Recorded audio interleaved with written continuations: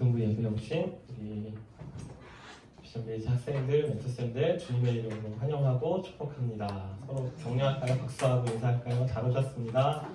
잘 오셨습니다. 반갑습니다. 네, 잘 오셨습니다. 반갑고 사랑하고 축복하고 환영합니다. 시간 우리 같이 하나님 말씀 볼 텐데요.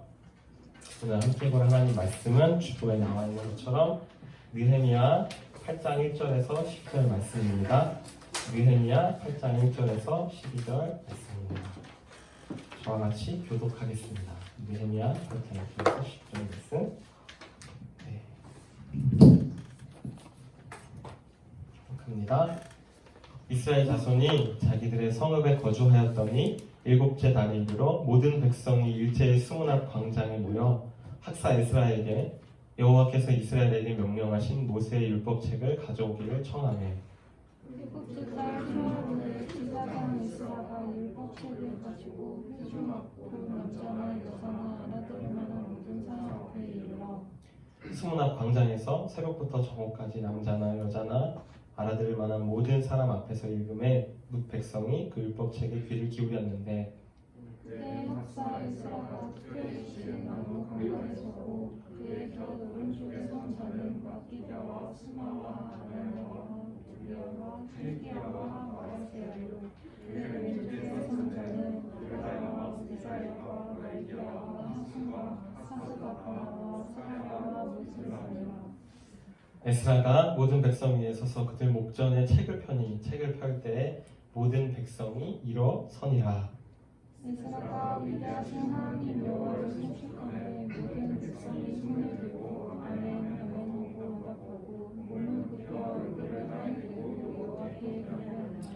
예수아와 바니와 세레바와 야민과 국과 사부대와 호디야와 마아세야와 그리다와 아사랴와 요사박과 하난과 블라야와 레이 사람들은 백성이 제자리에 서 있는 동안 그들에게 율법을 깨닫게 하였는데 하나님의 율법책을 낭독하고 그 뜻을 해석하여 백성에게 그 낭독한 것을 다 깨닫게 하니 백성이 율법의 말씀을 듣고 다 오는지라. 총독 느헤미야와 제사장 겸 학사 에스라와 백성을 가르치는 레위 사람들이 모든 백성에게 이르기를 오늘은 너희 하나님 여호와의 성일이니 슬퍼하지 말며 울지 말라 하고 느헤미야가 또 그들에게 이르기를 너희는 가서 살찐 것을 먹고 단 것을 먹되 주변 집들을 잃는 방법과 하나님 주를 섬기니 근심하지마라.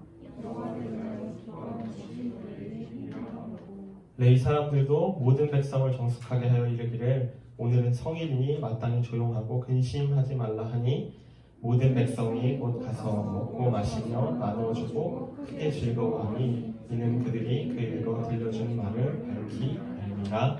아멘. 사회적 거리두기를 잘 지키기 위해 전사님 뒤로 물러납니다. 우리가 전도사님의 침을 받으면서 문제가 있을 텐데, 그치? 그치, 지훈아? 둘이 와, 진짜? 알았지? 앞자리에 앉는 게 참. 넌 저번 주에 왔잖아. 저번 주에 왔잖아. 저저번 주에. 그래, 저저번 주에 왔잖아. 3주 연속은 앞서는데 3주 연속으로? 너도 와. 너도 와. 구하는 자에게 은혜가 있으시구나.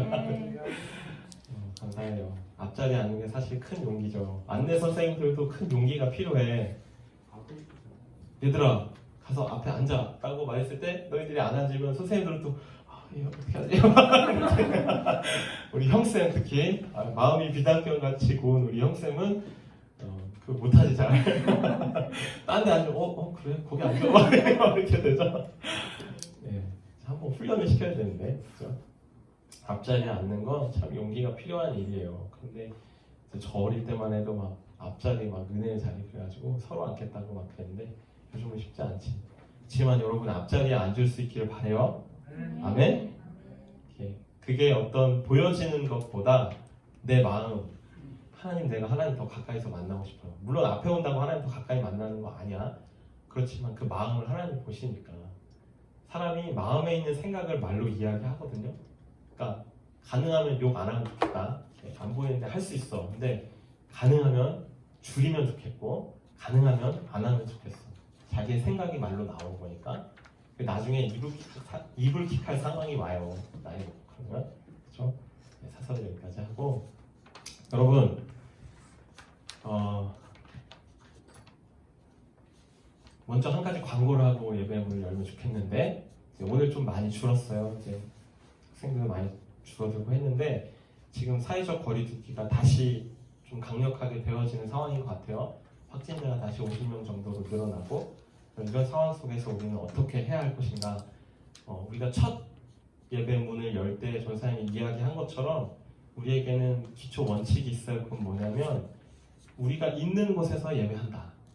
그러니까 오프라인 예배가 열려 있지만 여기에 나오는 것 자유로운 거예요. 여러분의 믿음과 또 여러분이 내가 생각할 때 내가 가서 안전하게 예배를 드리고 올 수 있겠다라는 판단이 서신 분이 오프라인 예배에 나오시는 거죠. 그리고 나는 아직 집안에서 예배하는 게 좋겠다. 혹은 내 가족 중에 어려운 지체가 있다. 혹은 내가 좀 열이 있거나 몸이 안 좋다라고 생각하신 친구들은 얼마든지 집에서 예배할 수 있어요. 그리고 멘토 선생님들도 또 동의합니다. 모두가 다 이제 예배에 나와주세요라고 함께 예배합시다라고 하고 있는 건 아니에요. 그렇지만 우리가 온라인으로 그리고 오프라인으로 분명히 해야 될 사실은 뭐냐면 예배는 절대 멈추면 안 된다는 거예요.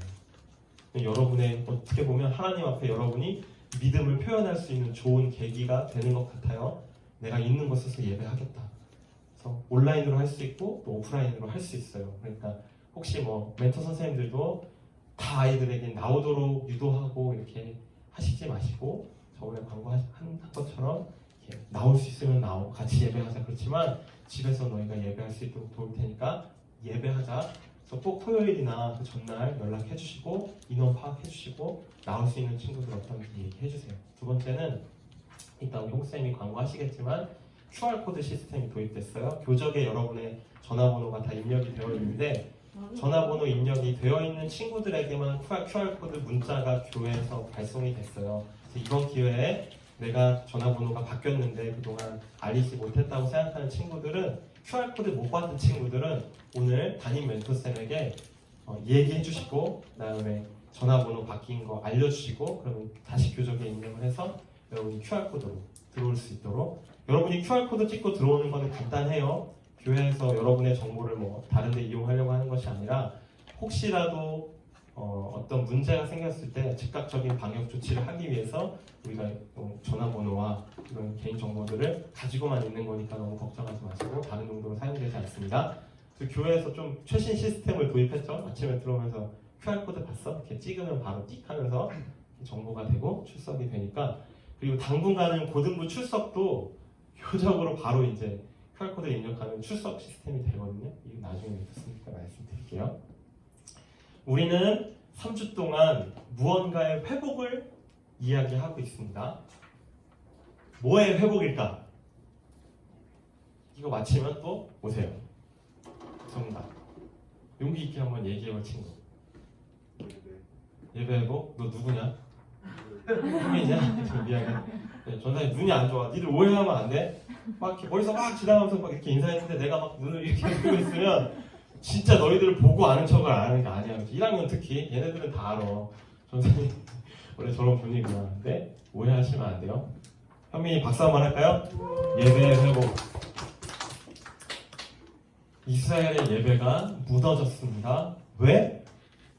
하나님을 떠나서, 하나님을 이용해서, 하나님을 악용해서 너무 좋으신 아버지이신 그분을 악의적으로 이용하고 나중에는 그 존재 자체마저 부인해버린.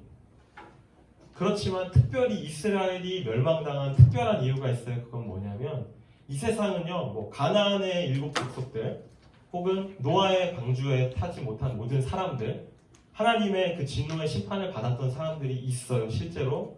왜? 죄를 지었기 때문에. 근데 이례적으로 하나님의 백성인 이스라엘이 멸망당했다는 것은 아주 큰 의의를 가집니다. 에이, 설마 하나님이 하나님의 백성을 멸망시키시겠어? 이렇게 이스라엘이 버텼거든. 하나님은 선하신 분인데 어떻게 우리를 벌하시겠어? 그리고 우리가 조금 잘못하면 그냥 하나님 앞에 잘못했어요 하고 용서를 구하면 돼 라는 생각이 점점 커지다가 나중에는 하나님 없어도 되겠다. 하나님 있으니까 더 힘들다. 이 세상이 주는 너무 아름답고 이렇게 막 이런 쾌락들 우리가 다 누리며 살아야지 라는 지점까지 갔을 때 하나님이 북이스라엘과 남유다 모두를 다른 나라를 사용하셔서 바벨론과 아수르를 사용하셔서 역사에서 없애버리십니다. 그렇게 끝난 줄 알았어요. 그런데 그래서 하나님을 섬겼던 성전, 하나님의 영광이 머물렀던 정말 아름다운 그곳이 무너지고 회파되게 이르렀습니다. 그래서 많은 사람들이 슬퍼했죠. 그 안에도 신앙을 지켰던 사람들이 눈물을 흘렸어요. 솔로몬의 그 아름다운 성전. 여러분 죄송해요. 막 이제 하나님이 솔로몬이 성전 지을 때도 나는 내 영광을 이 땅의 어떤 곳에 내가 두지 않을 거야. 온 세상이 다 내 것인데 내가 뭐 그 성전 하나 멋있고 의리의리하게 지은다고 내가 거기에 특별히 과하고 그러지 않을 거야 라고 말씀하셨지만 그래도 하나님께서 상징적으로 하나님이 머무시는 처소로 성전이라는 곳을 두시고 지성소라는 곳을 두셔서 그 안에서 예배하는 것들을 허락하셨다고 우리가 배웠어요. 그런데 그 성전이 다 무너지고 솔로몬의 그 성전의 아름다움을 기억했던 많은 사람들이 바벨론에서 포로로 잡혀가서 다시 하나님께서 회복시키시는 그 기환들을 통해서 이스라엘로 다시 돌아갔을 때 눈물을 흘렸어요. 무너진 그 성전을 보고 우리 성전이 어떻게 이렇게 되었을까? 그래서 하나님이 예레미야라는 선지자를 통해서 내가 너희를 심판하는 것은 너희를 이 땅에서 없애버리려는 것이 아니라 오늘 아까 멘토쌤들이랑도 나눴는데 내가 너희를 다시 회복해서 내가 너희를 통해 구속자를 보내줄 거야. 내가 영원한 그 죄의 문제를 영원히 해결할 거야 라고 이스라엘을 다시금 회복시키시고 그 예배를 회복시켜 가시는 그 과정을 우리가 지금 배우고 있습니다. 그래서 첫 번째 그 바벨론이란 잡혀갔던 포로로 잡혀갔던 그 나라에서 하나님께서 이스라엘을 다시금 회복시킬 거를 얘기하시고 1차로 귀환, 2차로 귀환해서 뭐 예를 들면 이제 여러분이 알기 쉽게 설명하면 우리가 일본이란 나라에 포로로 잡혀갔는데 거기에서 다시금 우리나라로 돌아와서 우리나라에 있는 어떤 이제 우리가 회복해야 할 것들을 하나하나 세워가는 과정을 우리가 3주 동안 배웠어요. 그래서 스룹바벨이라는 사람이 와서 성전을 다시 회복하고 또 느헤미야라는 사람이 와서 이제 이스라엘에 무너졌던 그 그러니까 행정적인 것, 그 나라의 기틀을 잡는 성벽을 회복하는 그런 상황을 우리가 저번 주까지 배웠어요. 그래서 스룹바벨에게 하나님께서 그렇게 얘기하셨죠. 힘으로 되지 아니하며 능으로 되지 아니하지만 여호와의 신으로 성령으로 예배가 회복될 거야. 그래서 예배 회복의 가장 중요한 것은 바로 하나님의 영, 성령께서 그 예배를 회복시키신다는 걸 우리가 배웠고, 그 다음에 이 느헤미야와 함께 왔던 이제 에스라 이런 사람들이 이제 그 나라의 기틀을 잡아가고 이스라엘을 이제 회복하는. 그래서 이스라엘이라는 민족이 다시 회복되는 하나님의 백성이 그러니까 예배를 드리려면 하나님의 존재가 있으셔야 하고 그리고 하나님이 자기 백성을 삼으신 그 백성 이스라엘이 있어야 되는 거예요. 그 이스라엘이 지금 회복되고 있는 거예요. 하나님은 변함없으시고 신실하셔서 언제나 계시지만 하나님의 백성 무너졌다가 세워졌다가 하죠. 예배가 회복되는데 이제 하나님이 그 이스라엘을 지금 회복시키시고 계신데 오늘은 이 에스라를 배울 거예요.